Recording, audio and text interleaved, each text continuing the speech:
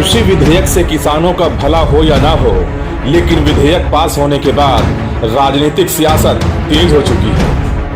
पूरे देश में इस विधेयक का विरोध हो रहा है। वहीं संतकबीरनगर जिले में भी सपाइयों ने हल्ला बोला और कलेक्ट्रेट पर जमकर प्रदर्शन किया।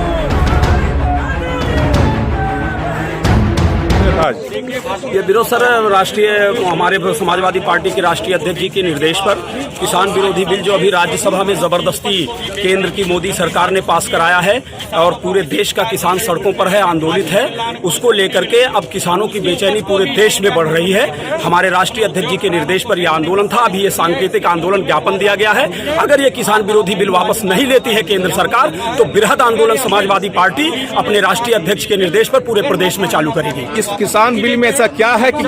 किसान बिल में ऐसा है कि हमारे किसान अपनी पैदावार उपज का वो लेकर के जब मंडियों में जाएंगे एमएसपी तय नहीं है और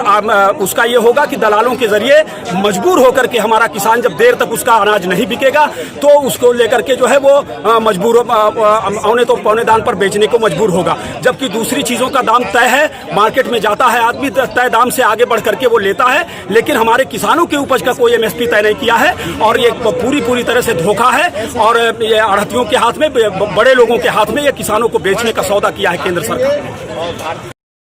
आज भारतीय जनता पार्टी की सरकार ने पूरे देश के सभी सार्वजनिक उपक्रमों के बेचने के बाद उसका पेट नहीं भरा तो किसानों की उपज भी उसने पूंजीपतियों के हाथ में बेचने की जो साजिश रची है, ये समाजवादी पार्टी सरकार, एसआईएस पार्टी, इस सरकार के विरुद्ध आज हम लोगों ने एक ज्ञापन महामहिम राज्यपाल महोदया को दिया है कि अगर यह किसान विरोधी बिल वापस नहीं लिया भारतीय जनता पार्टी की सरकार ने तो हम सड़क से सदन तक उसे चैन से नहीं जीने देंगे और जब तक यह बिल वापस नहीं होता तब तक ये समाजवादी का संघर्ष चरणबद्ध तरीके में जारी रहेगा।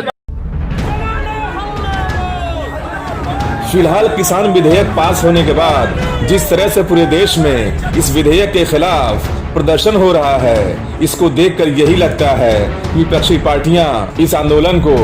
और आगे ले जाएंगी।